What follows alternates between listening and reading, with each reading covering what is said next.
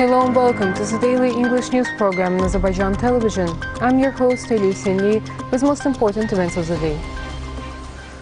According to the press service of the President of the Republic of Azerbaijan, on May 19th, President of the Republic of Azerbaijan, İlham, had a telephone conversation with the President of the Russian Federation, Vladimir Putin. Issues related to the post-conflict situation in the region were discussed with an emphasis on solving practical tasks to ensure security and stability in full accordance with the spirit of the trilateral statements of November 10, 2020 and January 11, 2021. In this context, attention was paid to the recent events on the Azerbaijani-Armenian border. The Presidents of Azerbaijan and Russia expressed a common opinion that the settlement should be carried out exclusively by political and diplomatic means. President of the Russian Federation, Vladimir Putin, noted that the Russian side will continue mediation efforts and provision of consultative assistance aimed at reaching an agreement between Azerbaijan and Armenia on launching the process of delimitation and demarcation of the state border. The sides also exchanged views on key aspects of the bilateral agenda. President İlham expressed his sincere gratitude for the ongoing supplies of Russian vaccines. Mutual interest was expressed in deepening mutually beneficial cooperation in all areas. Intensive contacts between governments, relevant ministries and departments will target this direction. President İlham signed an executive order on additional measures to improve the irrigation water supply of cultivation areas and to meet the demand of population for potable water in the Nakhchivan Autonomous Republic. According to the executive order, the Cabinet of Ministers of the Nakhchivan Autonomous Republic was allocated 1 million monas for the design and drilling of 20 units of subartesian wells in order to improve the supply of cultivation areas and courts used for cultivation with irrigation water, as well as to meet the demand of population for potable water in the Nakhchivan Autonomous Republic. Messages conveyed from the Hari Bülbül festival, attended by President of Azerbaijan, have caused deep concern and wide discussions in Armenia for several days. Armenia is engaged in a new disinformation campaign targeted against our country by appealing to Russia, China, Iran, OSCE, Collective Security Treaty Organization and others. The main goal of Armenia, which is getting ready for early parliamentary elections, is to avoid the implementation of obligations undertaken by them in the statement of November 10th. Recent statements of President of Azerbaijan about the prospect of transport communication lines in Karabakh region, and in particular about the launch of Zangezur corridor, create a lot of agitation in Yerevan. Armenia is putting forward absurd conditions trying to avoid the implementation of the obligations it has undertaken in respect to the corridor.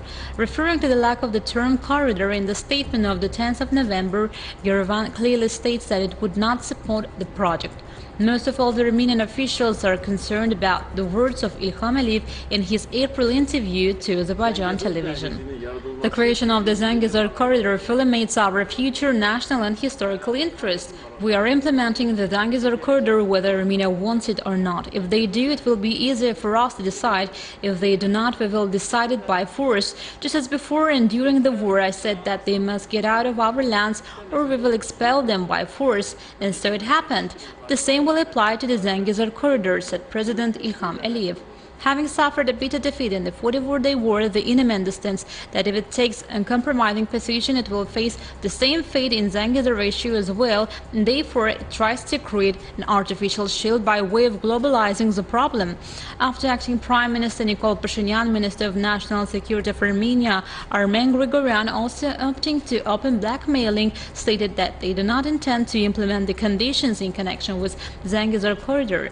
The Armenians opposing the corridor, along with Russia, Iran and India, have also turned to China with proposals for economic and military cooperation, and in recent days, ideas on a transport corridor between the Persian Gulf and the Black Sea have also appeared on the agenda.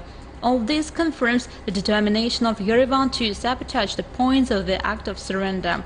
According to experts, with such political provocations, Armenia intends to slow down the transformation of the sixth format into a working mechanism.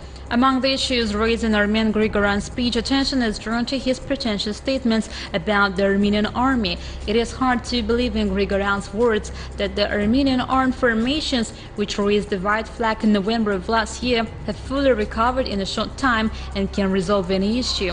It's clearly visible that the enemy relies on the support of allies, and Armenia's warning that it will launch international mechanisms to protect its territorial integrity means that Yerevan is seriously worried about the shortening of the deadline. As for the opening of transport and communication lines in the region, at the moment the chances of Armenia, which is at the peak of the political and economic crisis, to prevent the implementation of projects in which the states of the region are interested are equal to 0. So, Armen Grigoryan, who declared there can be no question of Zangezur corridor, must understand that the real state of affairs contradicts his statements. The process has already been launched, and the promotion of any other models by Armenia lacking a sense of objectivity will lead to new problems in the region. Despite the great excitement raised by Yerevan, the words about securing international support in this matter can only be consolation for a small part of the electorate on the eve of parliamentary elections. The Azerbaijan army continues to conduct exercises with the involvement of various types of troops. According to the plan of the exercises, headquarters assess the situation and give relevant instructions. Following the decisions made, the missile and artillery units fulfill the tasks.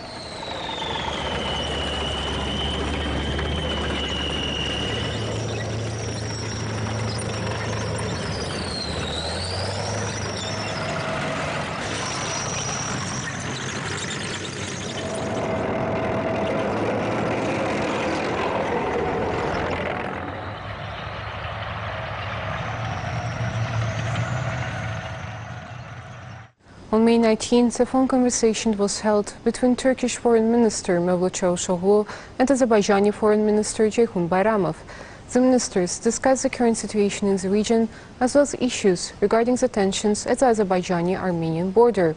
During the phone conversation, the parties also exchanged views on Azerbaijan's chairmanship in the non-aligned movement and the events in Palestine. Azerbaijan is lawfully detaining these individuals as a matter of both international and domestic law while it investigates and, as appropriate, prosecutes them for murder, sabotage or other crimes committed under the Azerbaijani law, said head of the press service of the Foreign Ministry of Azerbaijan, Leyla Abdullayeva, answering journalists' questions, quote, Azerbaijan is presently detaining Armenian saboteurs who are found to unlawfully be in Azerbaijan territory weeks after the signing of the trilateral statement on November 10, 2020, which mandated the cessation of all hostilities. Based on information and evidence gathered by Azerbaijan after the hostilities ended, a detachment of more than 60 people was dispatched from the Shirak region of Armenia to the territories of Azerbaijan in the last 10 days of November.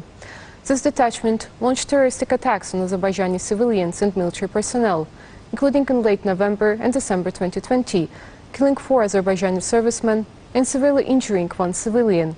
An employee of a mobile phone company who was simply doing his job of restoring communication lines to a region devastated by years of Armenian occupation.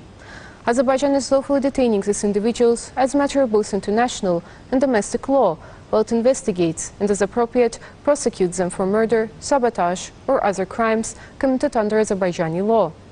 Consistent with its laws, Azerbaijan is presently conducting a detailed review of all individuals who were detained after the 44-day patriotic war to assess the evidence against them. On May 4, 2021, as a humanitarian gesture, Azerbaijan repatriated 3 of the individuals to Armenia without pressing charges. End of quote. Preparations for Formula 1 Azerbaijan Grand Prix in Baku are nearing the end. Order of conduct of COVID tests in the capital was revealed.